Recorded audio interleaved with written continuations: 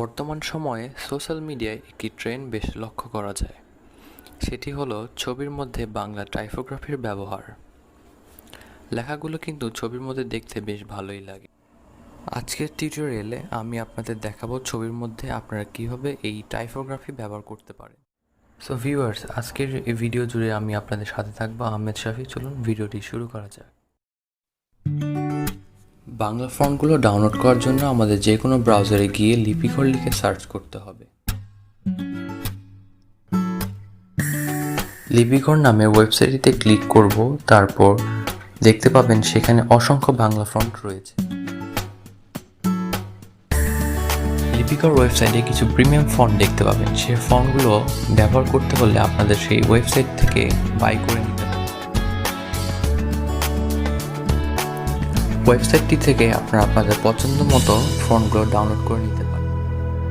ফন্টগুলো download করার পর download file থেকে আপনাদের এক্সট্রাক্ট করে ফন্টগুলো ব্যবহার করতে হলে আপনাদের প্রথমে পিক্সেল অ্যাপটি ডাউনলোড করতে হবে। তারপর ডাউনলোড করার পর পিক্সেল অ্যাপটি ওপেন করতে হবে।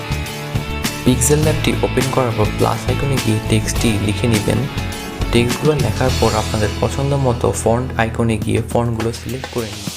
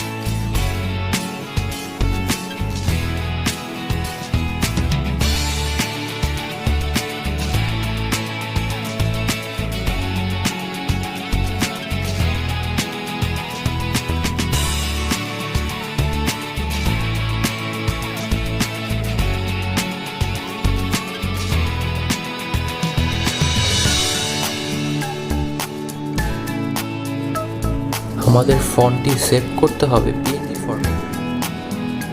আমাদের কাজ প্রায় শেষ। ছবিতে ফন্টটি ব্যবহার করার জন্য আমরা পিকচার অ্যাপটি ব্যবহার করব। পিকচার অ্যাপটি ওপেন করার পর অ্যাড ফটোতে গিয়ে ছবিটি অ্যাড করব। তারপর আবার অ্যাড ফটোতে গিয়ে ফন্টটি অ্যাড করব।